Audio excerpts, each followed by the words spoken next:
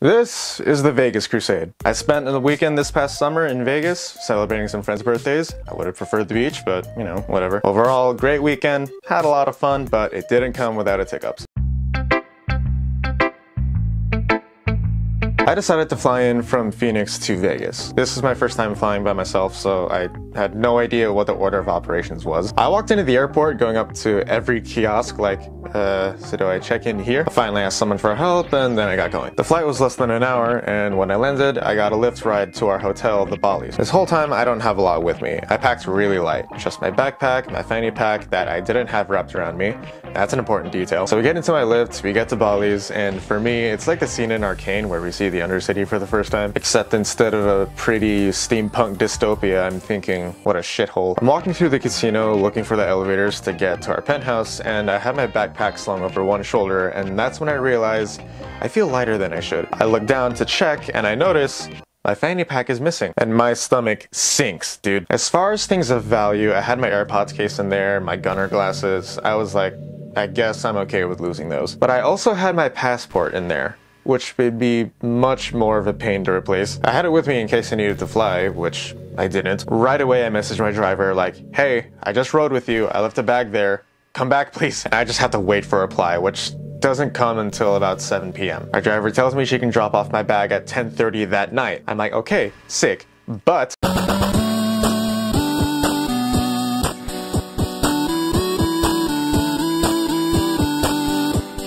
at this point, everyone's showing up to the penthouse and we're getting ready to head out. We have a party bus rented from 8 to 10. Its last stop would be MGM, which after mapping it, I saw is about a 15-minute walk away from Bally's. So this whole time we were on the bus, I had this side quest in the back of my mind. Gotta get the bag, gotta get the bag. But until then, we were getting torqued.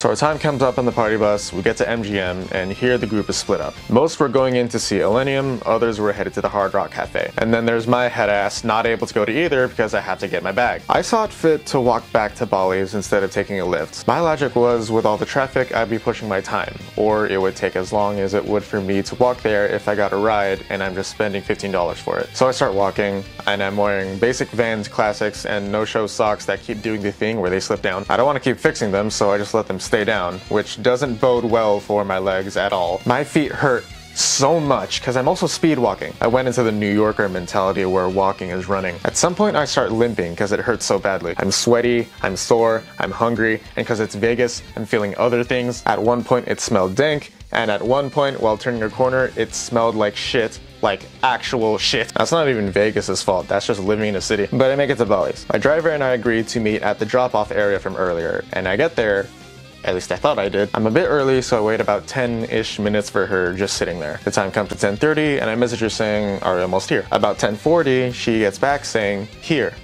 But I don't see her car. And I think, Bally's has multiple entrances. I'm probably at the wrong one. I go inside and it's not like the area I walked in before. I ask some workers, how do I get to the main lobby entrance? The first few keep telling me there's check-in over there. That's not what I'm asking. So now I'm running around just looking for exits. I find a place dedicated for Uber pickup, which doesn't help because I had a Lyft ride. At this point I'm questioning if I'm even at Bally's, which I'm barely able to check if I am because my phone service is awful inside. Now it's almost 11. I end up at the first entrance I showed up at and my driver calls me. Now, having to take a call in the middle of a crowded space is already annoying. On top of that, my driver had a thick accent. From what region? I don't know, but it made her English really hard for me to understand, so having to ignore all the background noise, I had to piece together what she was saying. I don't know how many times I went, can you please say that one more time? She says she's at the drop-off area from earlier, which she can't stay at because cars have to come and go. I ask her if she can leave it at the front desk, she can't. I ask her if she can come to me, she can't. Okay, I have to find where the main entrance is. She then tells me she can wait at another drop-off area.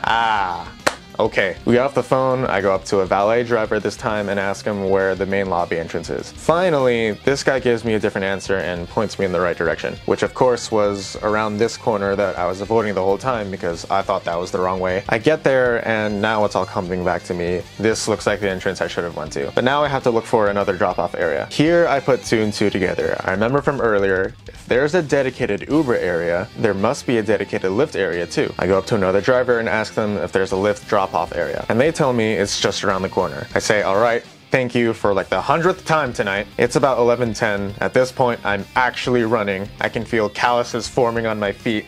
I'm sweaty. I haven't felt like this since I ravenously played Pokemon Go. I run up to the Lyft drop-off and lo and behold, I see my driver's car. I remember what it looks like. I wave at her and she rolls it down to give me my bag. I plead my thanks while apologizing profusely like, I'm sorry for wasting your time. Thank you so much. And she's like, yeah, no problem.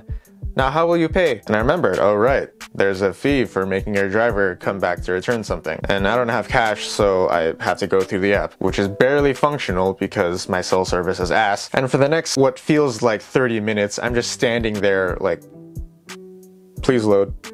Please load. After a bit, she brings out her phone and just charges me the fee through her Lyft app. To which I thought, why didn't you just do that to begin with? So one more time, I say thanks, I apologize, she was very sweet about it, and we go on about our night. And I secured the bag. After almost an hour of panic, I secured the bag. By now, I'm spent. I can't go to MGM because I was wearing shorts and they have a dress code. And Hard Rock is closing and everyone there is coming back to the hotel. So I saw it fit to walk myself to In-N-Out. And after all that hassle, that was single-handedly the most decadent, illustrious In-N-Out I'd ever had. And then I went up to our penthouse and watched Attack on Titan until I fell asleep.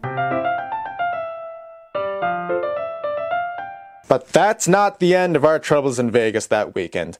Oh no! That Sunday morning afterward, my flight leaves at 10:38 a.m. So I have to get up before everyone's awake. I gotta message our group chat like, I gotta leave before y'all wake up, but thanks for a great night.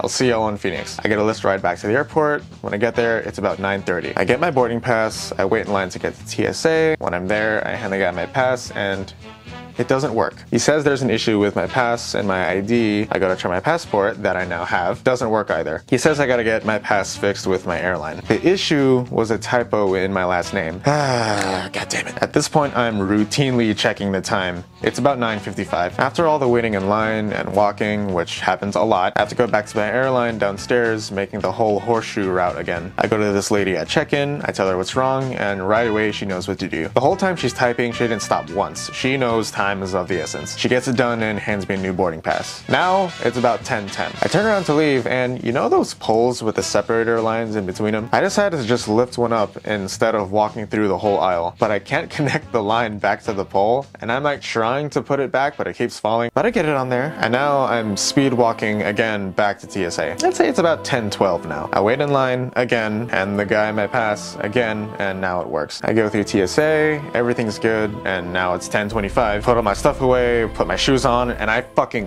go. At some point on the way to my portal, there's a tram we have to take. I get there right as the tram is leaving. It's full. I can't get in. Literally, I saw people cramming to get in. I couldn't have fit if I tried. So I had to wait. 10:28, 10:29, 10:30. Time keeps slipping. Another tram shows up and I'm the first one in. It leaves and once it stops and the doors open, I'm the first one out. Once again, I'm speed walking. Keeping in mind my legs still hurt from last night, it's not like it got better. We get off on the ground level and I'm looking for my signage for my portal, which is at like the 3rd level because, of course, now I'm running past people. I'm that person at the airport who's running late to their flight. I'm on an escalator and when I check, it's 10:38. Now I'm just hoping to God it's so unlikely, but now I'm hoping the flight was delayed or something. After the escalator, I see one of those flat escalators that give a speed boost. I go for that. I'm in vision of my flight portal. I look at the sign.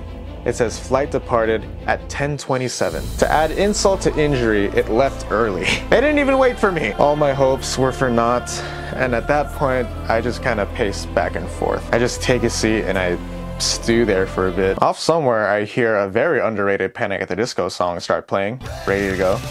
I like that one a lot. At this point, my only way home is to go with someone who's driving back to Phoenix today. I suck it up, pay for another Lyft to go back to the hotel. I ask around, and thankfully I get a ride back with some mutual friends who I had only really met that night, but they were bros regardless. Now this whole time, even during the frantic back and forth at the airport, the car ride back to Phoenix, the whole time, I wasn't mad. I knew I'd be able to laugh at this later. Hell, in the moment I was kind of laughing at it anyway. And at least I was by myself in that process. Oh my god, can you imagine if I had someone with me? That friendship would not be the same. For better or worse, it would not be the same. In hindsight, should I have left for the airport earlier? Yes. But here's another question. When I went through TSA at Sky Harbor Airport in Phoenix, they didn't stop me about my boarding pass. It worked just fine. So why the hell did Vegas Airport stop me? But yeah, that was the Vegas Crusade. Next time, it better be at the beach. At the end of it all, I got some great content, and that's ultimately what I was there for. Alright, thanks for watching. See y'all next time.